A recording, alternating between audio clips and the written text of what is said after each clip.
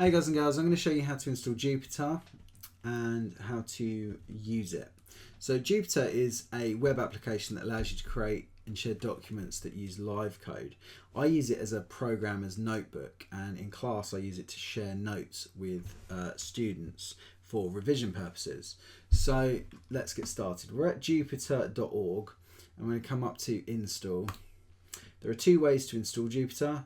You can install the Anaconda distribution, which pretty much does everything for you. It comes with Python 3 and R and some other tools. However, I've already got Python installed and set up, so I don't want to mess around with a different distribution. So if you do want to install via Anaconda, click there where it says Anaconda, scroll down and there's your package installers depending on the versions you want, whether you want the 3.6 or the 2.7 and whether you're running 64 or 32-bit Windows. So there's also Mac OS and Linux versions available, as you can see. We're going to go back and we're going to install using pip. So we can close the browser. We're going to run the command prompt. Okay, and you need to know where your Python distribution is already installed. If it's already installed, then you need to know where it is. If you don't, what you can do is hit the start button, type in idle. Okay, you can right click and go to open file location. Now this is just a shortcut, so right click and go properties, and then you should see start in, and then this is the location, so see Python 3.7, or it'll be under the target and it will give you the full path. So I'm going to navigate to C Python, so I want to go to CD Python. And you want to be in the scripts folder. Okay, and then we're just going to do the pip command to install Jupyter. Pip install Jupyter.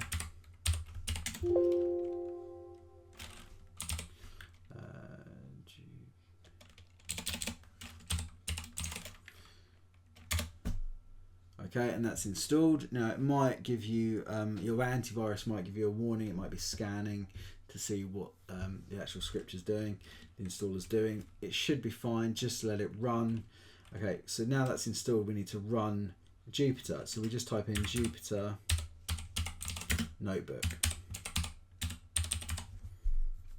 Okay, hit enter, and there we go. So we're into the web application now. Now I haven't got any notebooks created on here, so you can see there's no notebooks here. Don't delete any of these files. Okay, that would be very bad. Just leave them be. So what we're going to do is we are going to create a new notebook. So we can go new and click Python 3, and we're going to give the notebook a name. So we'll just click where it says untitled and we'll call it first notebook. Okay.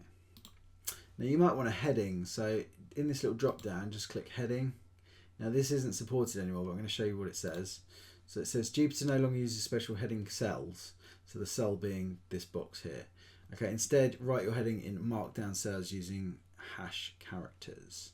So it's done the first one for us. So let's call it how to do stuff with Python. Okay.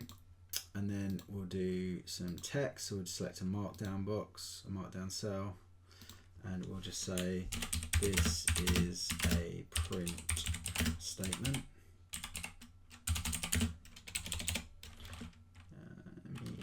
MENT, that's what I can spell. Click there, and then it's given us a code box. We'll write our code, print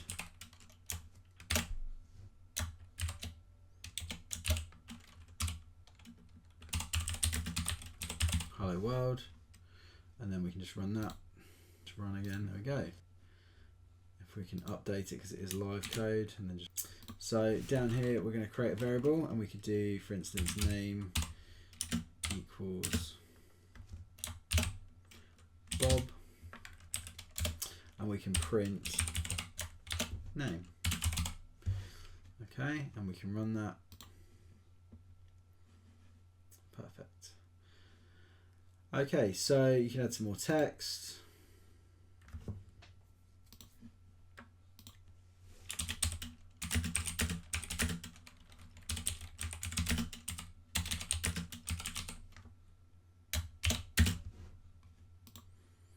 You could add a subheading using hash space subheading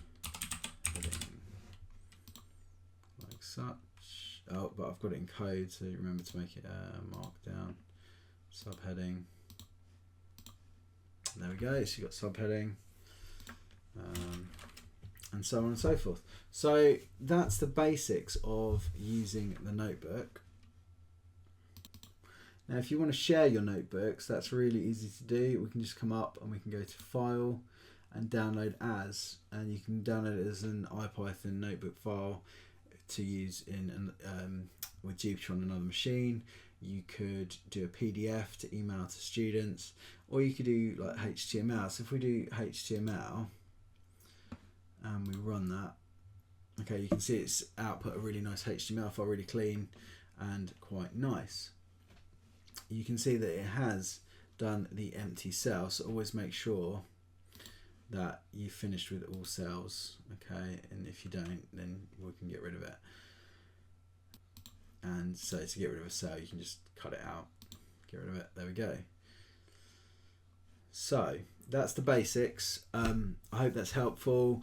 Like I say, really good for creating little tutorials on, say if you're doing a while loop in class and you want your students to know how to do a while loop, just put it into Jupyter, a little bit of example code, share to PDF and email it out. Do let me know if you use Jupyter, if you use it, what you use it for, how you find it, and if you've got any other good tips and tricks with Jupyter, do share them in the comment section below. Thanks for watching. Remember to like, subscribe and share.